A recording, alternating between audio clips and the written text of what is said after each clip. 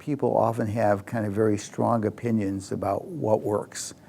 And, that's great, but sometimes just because you have a strong opinion about something doesn't mean that that actually works.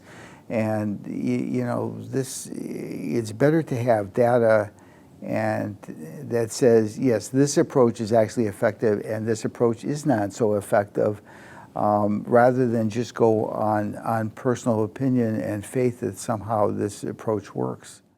When therapists resist evidence-based practice, they choose clinical intuition over systematic research, making them vulnerable to confirmation bias. A joint study between Emory and Brigham Young University found that therapists dramatically overestimated their success, believing that 91% of their patients improved and virtually none deteriorated during treatment, when in reality, only 42% of their patients improved, 50% saw no change, and 8% deteriorated. Just how far off base can confirmation bias get?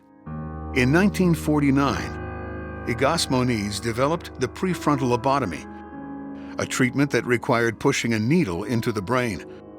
Although it cured only a few, killed others, and incapacitated many, the observations by the doctors who used it were so biased that Moniz won the Nobel Prize for it.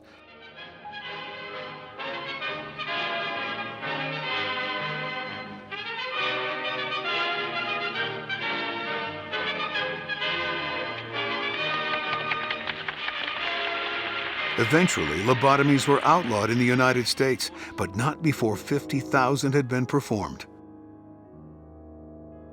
We really need to figure out how to get therapists to move to the notion that they should only be providing treatments that have a scientific evidence base. But many therapists resist, believing that therapy is more of an art than a science.